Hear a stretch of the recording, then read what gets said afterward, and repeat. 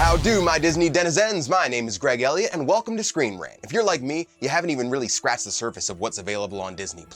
Along with its hundreds of movies, it's got a pretty impressive list of TV series too, with tons of new and classic live-action shows, 90s Saturday morning cartoons, and more.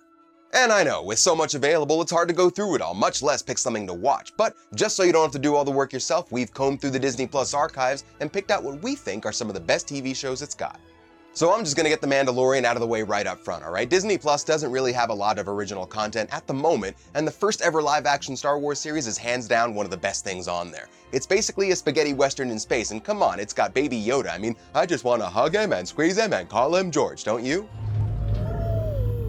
Now, this show might not have started as a Disney property, but thanks to their deal with Fox, Disney Plus has access to the longest-running American sitcom on TV, The Simpsons. That's currently over 660 episodes, which by my calculations would take you over 10 days of 24/7 back-to-back binging to get through it all. Over the years, Marvel has made a bunch of cartoons based on our friendly neighborhood Spider-Man, but the best is arguably Fox's 1994 animated series. It ran for 65 episodes over 5 seasons, and in our humble opinion, it perfectly captured the spirit of what a good classic Spidey could and should be.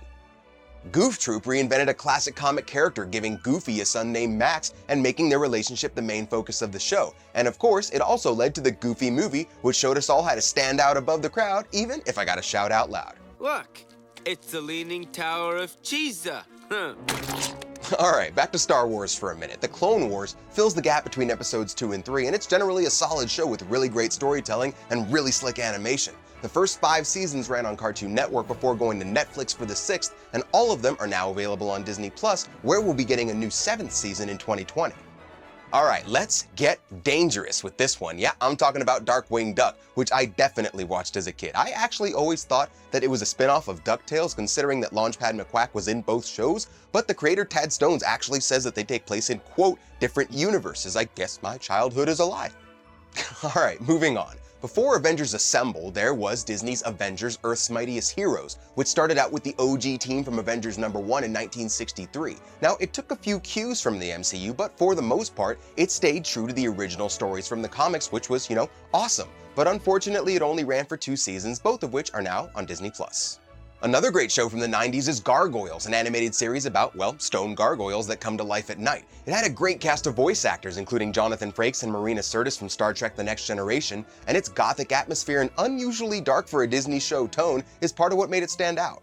And saving the best for last, subjective opinion of course, is Fox's animated XMen series, which debuted in 1992 and ran for 5 seasons. It's what got me into comics as a kid, and its take on characters like Professor X, Magneto, Cyclops, Rogue, Gambit, Wolverine, and poor Morph has had a huge impact on how we remember those characters, and come on, it very well may have had the best theme song of all time.